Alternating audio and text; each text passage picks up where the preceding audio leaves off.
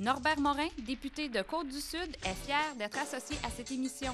Norbert Morin, 506 rue Taché à Saint-Pascal. 418-492-7730 ou 1-866-774-1893.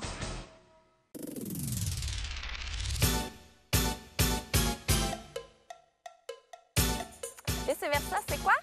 6 émissions avec 4 invités chaque fois.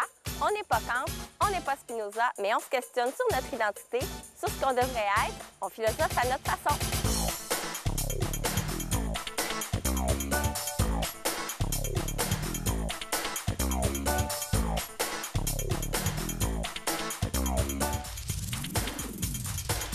Cette semaine à Vice-versa, on se demande, être parent, est-ce que c'est plus fatigant qu'avant?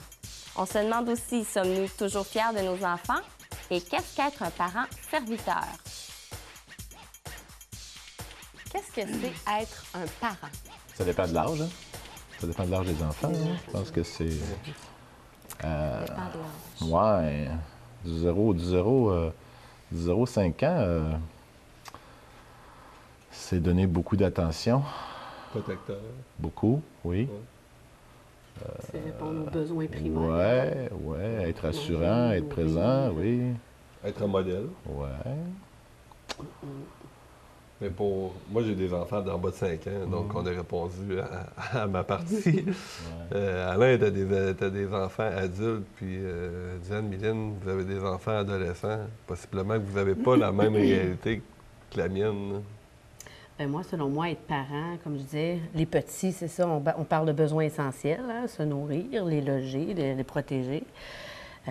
Mais plus ils vieillissent, plus ça devient des besoins plus complexes, en fait. Hein. C'est comment guider sans imposer, comment transmettre nos valeurs sans nécessairement qu'ils deviennent... Tu sais, transmettre nos valeurs et démontrer d'autres valeurs. C'est avoir une certaine ouverture d'esprit, moi, je pense, à être parent. Plus ils vieillissent, plus notre ouverture doit être grande. Puis 12 à 18 ans, ben là, tu es dans la vie sexuelle qui commence à apparaître, la vie sociale qui est un peu plus... C'est des qui explose. Des personnalités plus fortes aussi, qui ressortent, en fait. Là. Les autres, ils veulent s'afficher. Là. On leur a donné une certaine morale, de certains principes. Les autres, ils créent les leurs. Laisse-moi aller. C'est ça. Je pense que peu importe l'âge, c'est la transmission de valeurs du parent. Lorsque le parent est capable de transmettre de bonnes valeurs à ses enfants, que cet enfant-là ait 3 ans ou 17 ans, si on était un bon guide, puis ces valeurs-là ont bien été comprises, ben là, je pense qu'on peut se considérer comme un bon parent, un parent efficace, avoir fait son travail. Ouais. Avoir joué le rôle. Ouais. Tu sais, il y a le fameux proverbe africain qui dit « ça prend un village pour élever un enfant ». Ça dépend du village aussi. Il y a des fois, il y a des valeurs, tu peux essayer de les transmettre, mais aussi, ils vont faire leur chemin à travers les propres valeurs qui sont dans l'environnement proche, tu sais. Fait que ça, c'est une autre chose qu'on ne contrôle pas, malheureusement. Là. Ou heureusement, peut-être aussi. Là. Être parent en 2013, moi, j'ai marqué que c'était plus fatigant qu'avant. Ouais. Pourquoi tu penses ça, Diane? Bien, parce qu'il y a eu une époque où tout le monde pensait pareil. C'est-à-dire que tout le monde avait les mêmes valeurs. Fait que tu n'avais pas à te poser des questions sur les valeurs. Tout le village avait les mêmes valeurs. Tout le Québec avait les mêmes valeurs. Aujourd'hui, le voisin n'a pas les mêmes valeurs que toi. Fait que l'enfant, quand il sort de la maison, quand il commence à aller au primaire, au secondaire, il est confronté à autant de valeurs qu'il y a de copains puis de copines. Et puis, il revient avec tout ça à la maison, puis nous, comme parents, on a en quelque part à défendre ses valeurs propres par rapport à toutes ces valeurs-là qu'il a rencontrées.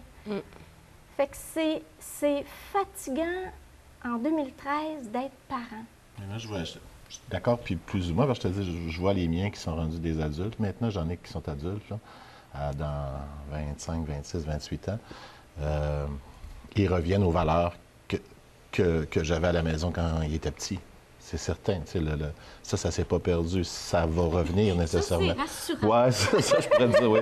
C'est immanquable, là, à moins que vraiment il n'y ait pas eu rien qu'à accrocher, qu'ils aient accroché à la petite enfance, mais sinon, ça revient. Là. C'est immanquable. J'ajouterais quelque chose. Les parents de l'époque aussi avaient une autorité peut-être plus grande ou plus menaçante. Il y a des enfants qui avaient peur de leurs parents à l'époque, là. Aujourd'hui, mon but en élevant mes enfants, c'est pas que mes enfants aient peur de moi. Donc, le rapport parent-enfant a peut-être changé aussi avec le temps. Là. Changé avec le temps. Et pour le mieux. Oui. Et pour le mieux. Oui. Parce que l'enfant de l'époque n'avait pas le droit d'exister presque. Hein? Il n'avait presque pas le droit de parole. Là. C'était l'autorité parentale. Là, aujourd'hui, l'enfant a repris le droit de parole. Mais là, on est rendu à un ajustement jusqu'à quel point, là, hein? Regarde, souvent, les parents ont l'impression d'être des chauffeurs de taxi, des gestionnaires de ressources humaines, parce que là, une réunion, soccer, baseball, tennis, gestionnaire du temps, gestionnaire du matériel, la voiture, j'en ai besoin pour aller là. Non, moi, je vais prendre la vanne. Tu sais, ça devient toute une... C'est comme si les familles étaient devenues des petites mini-entreprises, c'est ça. À quelle décision devrait participer l'enfant au plan de la famille? Bien, moi, je penserais toutes les décisions qui le concernent. Mais, peut-être, oui et non. Ouais. Est-ce que j'essaie de trouver un exemple? L'heure de rentrée. L'heure de rentrée, voilà. Mon dos, c'est donc bien le fun que t'en parles. Alors, l'heure de rentrée, qu'est-ce que t'en penses? C'est sûr qu'on peut discuter, mais si lui dit 11 heures puis que toi, c'est 9, on peut en discuter longtemps. Le parent demeure toujours avec le dernier mot. Hein? Si je parle avec un jeune de 15 ans, je vais l'impliquer dans plus de choses que si je parle à un enfant de 4 ans. Je reprends ce que Diane mentionne. Le parent, le dernier mot. Oui, c'est normal que le parent ait le dernier mot, mais je pense qu'il faut que le parent qui a le dernier mot explique pourquoi il prend cette décision-là. Si le parent dit c'est ça parce que c'est moi qui ai décidé, parce que c'est moi qui ai boss. Là, ça marche pas. Là, OK? Il faut nécessairement dire à l'enfant ou à l'adolescent, ben, tu rentres à 9h30 parce que demain, tu as ça, puis moi, je fais ça, puis ensemble, il faut arriver à quelque chose demain, là, peu importe. Parce que dans le fond, quand on regarde l'éducation des enfants, ce qu'on veut, c'est les amener à être autonomes. Tu sais, tu vises toujours ça. Autonome, puis le plus possible intelligent. Donc, est-ce qu'ils doivent participer aux décisions? Moi, d'après moi, oui. Le plus possible. Mais dans un niveau, comme tu disais tantôt, un niveau de maturité, jusqu'où tu peux être capable de comprendre les conséquences de la décision que tu prends. Ça, il faut rallier avec l'âge, c'est sûr. Je ne discute pas avec ma fille de 13 ans comme je discute avec mon gars de 28 ans, mais des fois, presque. Tu sais, on est capable de prendre des décisions, oui. Vous dites qu'il faut expliquer, j'aime ça. Qu'est-ce qu'il faut expliquer aux enfants? Les raisons. Est-ce qu'il y a des choses qu'il ne faudrait pas expliquer, par exemple? Quand on parle d'un adolescent, on va parler des choses vraies. On ne parlera plus des feuilles de chou. Par rapport à la sexualité. Par rapport à la sexualité, c'est ça. Par contre, si on en parle avec un élève de 3 ans, d'un enfant de 3 ans, bien, on ne parlera pas de la même chose. Puis ta question, dans le fond, elle ramène aussi les droits puis les responsabilités. Tu sais, je veux dire, moi, ce que je vois des fois dans certains jeunes que je vois, avec qui je travaille, ils ont beaucoup de droits, mais on dirait qu'on ne leur a pas appris qu'il y a des responsabilités qui vont avec. Tu sais, c'est comme si on a manqué ce bout-là dans l'évolution des supports qu'on fait avec les enfants. Là. Je pense qu'on a manqué ce bout-là, à date, de ce que je vois. Puis ça commence jeune. Tu sais. C'est un bon contrat. Moi, je trouve ça très vertigineux d'être parent. Très vertigineux. Parfois, là, j'ai le vertige. Parce que c'est tellement une grande responsabilité. Et c'est une merveilleuse école de vie, mais ça travaille de l'intérieur, là. Avoir des enfants, ça nous travaille de l'intérieur. Parce que ça nous ramène à notre propre passé, ça nous ramène à nos parents, ça nous ramène à ça nous met comme dans la face nos faiblesses, nos manques, ça nous amène toujours à se dépasser, à se surpasser. Et il ne faut pas que tu rates ton coup. Moi, là, la seule chose qui me hante, c'est quand il va être parti de la maison, je ne veux pas avoir de regrets sur rien. Je veux me dire, j'ai tout fait ce que j'ai pu. Mais pour tout faire ce que j'ai pu, il ne faut pas que je m'assoie sur mes lauriers une seule minute. Mais quand on garde en tête le principe de parents aimants et le principe de j'ai envie de dire humain, là, dans le sens où personne n'est parfait, Ça, on parlait de on se manque. berce là-dessus le soir pour se Il le consoler. faut, là, on se dit, il le wow. faut, Comme, il comme le vous faut. disiez tout à l'heure, là, ils reviennent aux valeurs. On se dit ça le soir quand on se couche, il va revenir aux valeurs. Puis je l'aime, puis je suis Ça va bien présente, aller, puis ça va bien aller. Il y a le côté drôle mantra. aussi, drôle et pas drôle. Tu sais, quand on était petit, on disait, ah, tu sais, quand ton parent, il te faisait 3 petits points, tu disais, hey, moi, quand je vais en avoir, je serai pas de même. Hein? Pas vrai, hein? Tu sais que ça revient au galop, l'espèce d'éducation que tu as eue. Fait dire, ce que tu vas transmettre, nécessairement, ça va revenir. Les bons comme les mauvais côtés. C'est sûr que là, on rebrasse, oui, c'est vrai qu'on rebrasse du vécu. Ça, c'est évident. Mais comme disait Ben aussi, il faut que ça évolue. Il faut qu'on avance avec ça. Il faut qu'on devienne quelqu'un d'encore plus intelligent, plus mature, plus évolué, c'est sûr. c'est facile de faire des enfants C'est le et fun on aussi. se pose pas toujours la question à quoi on s'engage. Qu'est-ce que ça implique? Qu'est-ce que ça implique? Et ça nous implique jusqu'à la mort, on le disait tout à l'heure. Et puis, on peut se ramasser à un moment donné à avoir comme parents beaucoup de choses à régler tout en élevant l'enfant. Tout le monde peut devenir parent, OK? Facile. Mais apprendre à devenir un bon père parent, ou une bonne mère, je pense pas que ça soit donné à tout le monde. C'est plate de dire ça, mais on entend souvent dire il y a des gens qui veulent des enfants puis qui sont pas capables d'en avoir puis qui feraient tellement des bons parents. Puis l'inverse, il y a des gens qui ont des enfants mais qui devraient tellement pas en avoir d'enfants ou qui sont pas qui devraient pas avoir d'enfants, mais qui sont pas rendus au stade où ils devraient avoir un enfant, où ils n'ont pas une pratique réflexive parentale assez développée pour bien mener l'enfant jusqu'au bout. Bien, jusqu'au bout, on va parler jusqu'à son autonomie, OK? Tu vas entendre souvent, quand tu vas poser des questions, pourquoi tu décides d'avoir un enfant, Ouais. tu as des gens qui vont avoir des enfants pour recevoir de l'amour. Ouais. Ouais, pour être capable de recevoir l'amour qu'ils n'ont peut-être jamais eu ou être capable d'avoir quelqu'un à chérir qu'ils n'ont jamais pu faire, tu sais. Fait que ça devient complexe à ce niveau-là. Moi, je regarde ça et tu te dis, c'est quelque chose qui s'apprend sur le tas. Tu sais, je n'ai eu 5, j'en ai encore 5.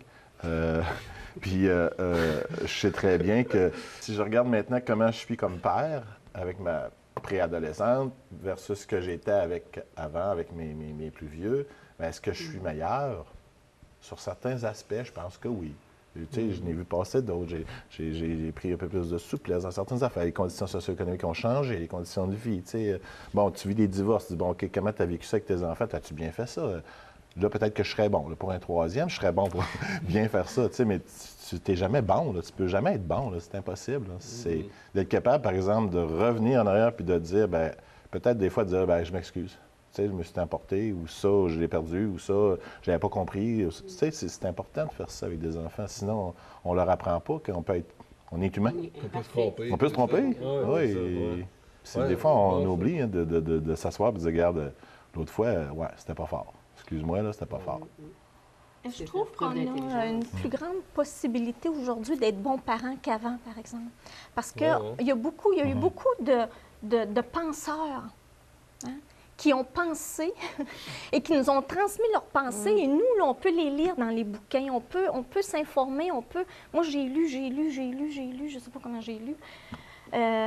Et c'est dans les livres que je suis allée piger qu'est-ce que pour moi devait être un meilleur parent, tu sais. Mais parfois, je me dis, hey, quand il va voler de ses propres ailes, je vais pouvoir m'asseoir sur mes fesses puis pouvoir devenir presque ce que je veux. Enfin, tu sais, me laisser aller, mais erreur, parce que, voyez-vous, j'ai ma mère qui a 73 ans, moi j'en ai 50, et puis je me fie encore sur elle pour m'en aller vers l'âge qu'elle a.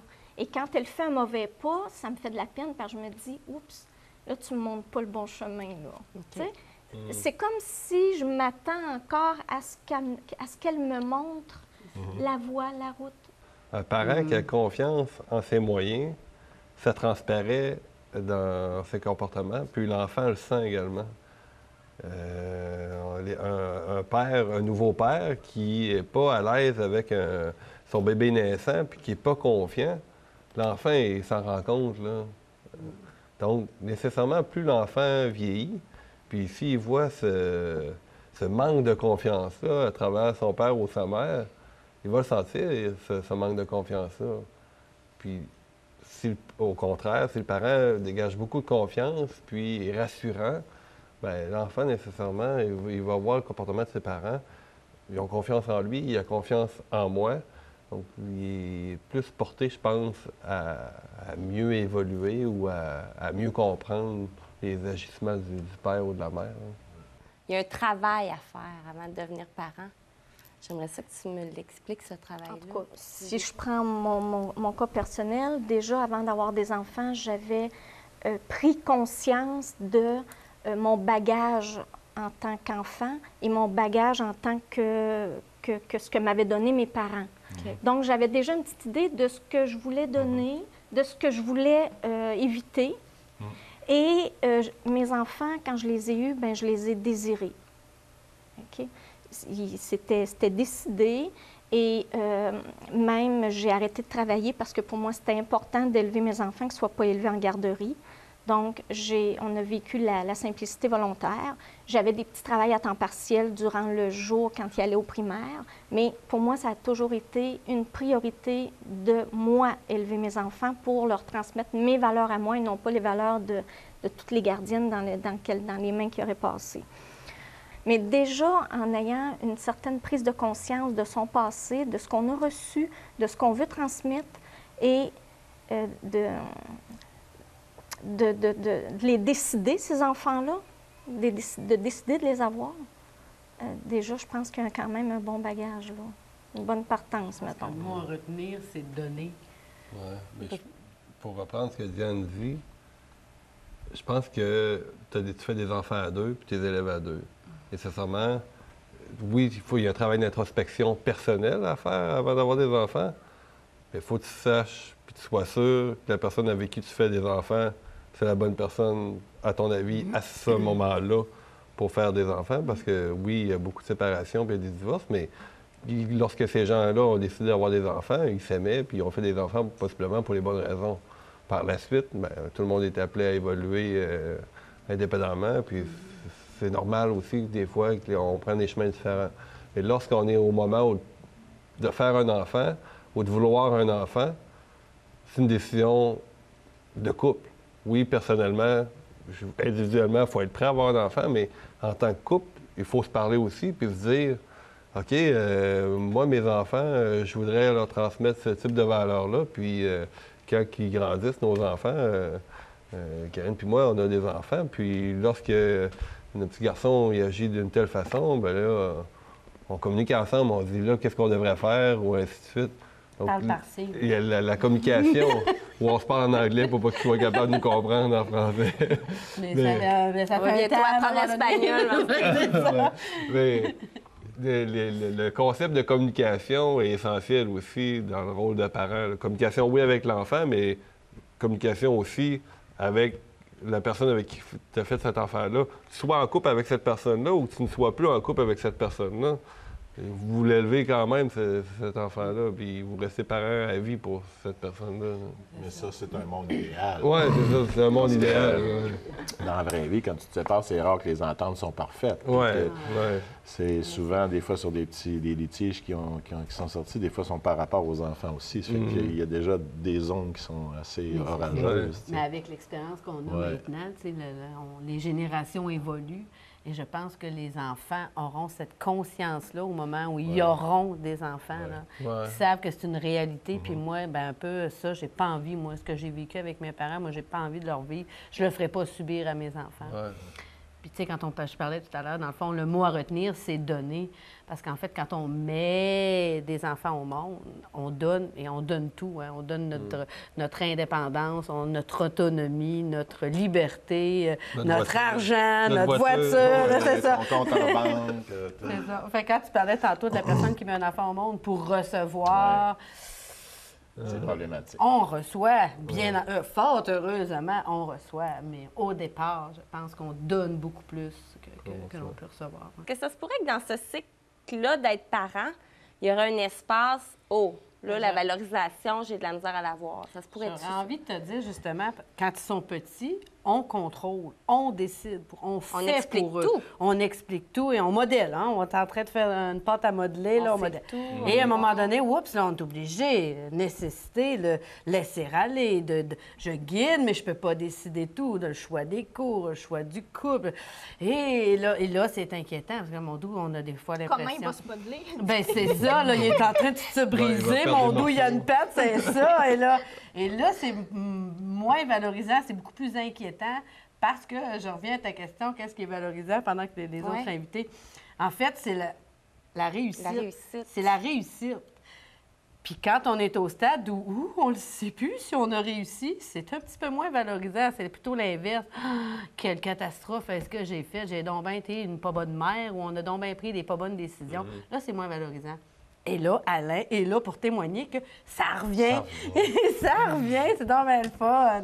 Fait que je pense que c'est là où on voit le résultat de la réussite. Le bout pire, là, c'est quand tu as tes enfants là, qui font du hockey, l'autre fait du patin, l'autre va au cinéma, là, les amis dans la maison.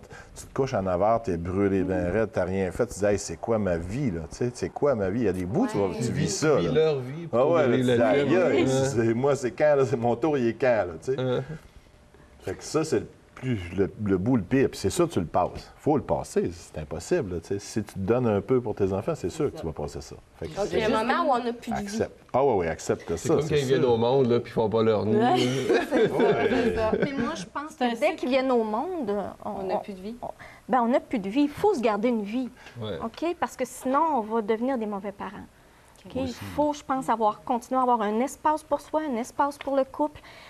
C'est tout un défi. C'est un défi, mais je pense que c'est très, très important. Et je pense que c'est peut-être une chose qui fait la différence avec l'époque. Hein? On parlait d'avant, les parents étaient autoritaires, ça a changé pour le mieux.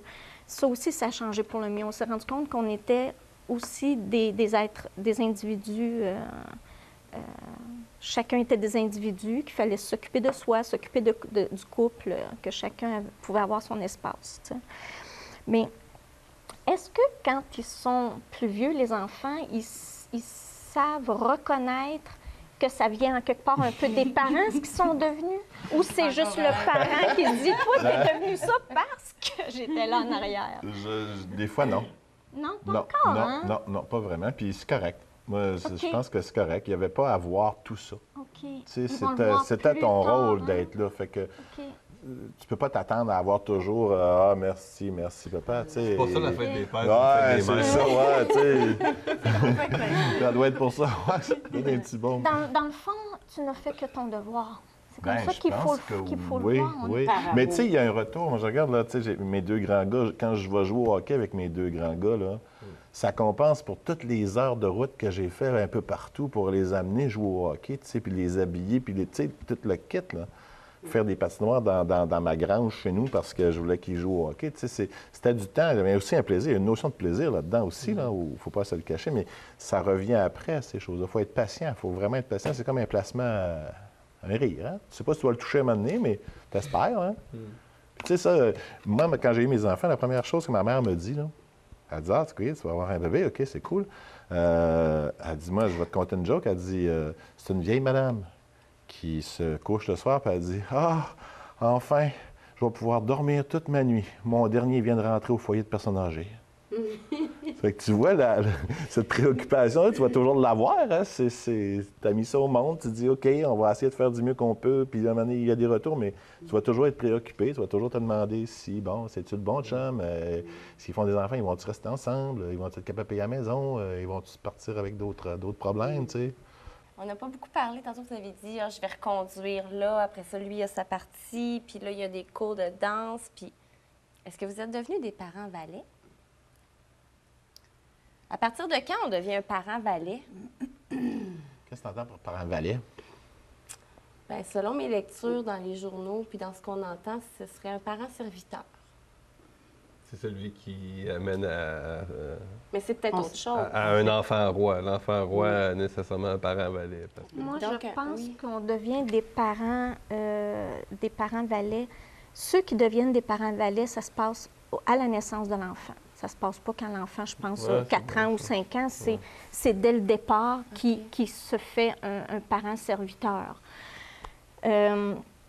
Puis, je pense qu'en 2013, ou peut-être un peu avant, à partir des bébés boomers, je dirais, à partir des bébés boomers, je pense que c'est quelque chose qui guette tout parent, de devenir des parents serviteurs. On en est là. On s'en va ailleurs, là. Là, on s'en va ailleurs. Mais là, je pense qu'on est tous ici, en quelque part, on a tous été confrontés à ce danger-là de devenir des parents serviteurs. On l'est devenu plus ou moins, tout dépendant de la conscience de l'individu et du couple. Mais je pense que c'est encore un danger qui guette les parents aujourd'hui. Les parents qui doutent, peu importe le doute, s'ils doutent d'être des parents serviteurs, ils ont déjà un bout de chemin de fait. Quand tu doutes, c'est parce que tu te remets en question, tu as une certaine conscience. Puis là, à un moment donné, tu arrives à prendre d'autres types de décisions parce que tu as douté. Donc, le doute raisonnable et le doute intelligent existent, puis il devrait être présent dans la tête de tous les parents. Puis ça, c'est grâce aux penseurs. C'est grâce à des gens qui s'arrêtent, puis qui pensent, puis qui travaillent sur rendre les gens plus conscients de toutes ces choses-là. Je pense qu'on est tous aussi de grands penseurs comme parents. C'est bon, ça. Pas tous, je pense. Pas tous. Mylène, malheureusement. Non, mais si on parle d'un rôle de bon parent, moi, je pense que on est de grands penseurs, parce que quand on se couche le soir... La qualité d'un parent, à mon avis, est d'être penseur. Voilà. Ah, c'est le final. Et d'être questionneur et penseur. Ah, c'est Et beau. de se remettre en question. Voilà. Toujours.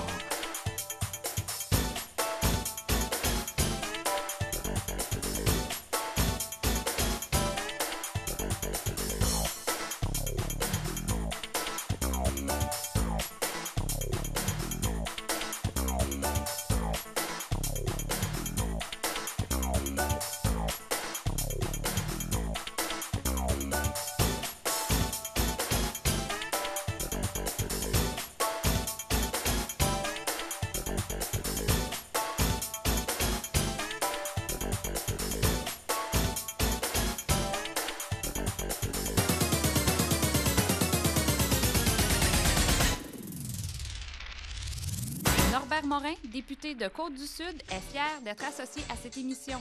Norbert Morin, 506 rue Taché à Saint-Pascal. 418-492-7730 ou 1-866-774-1893.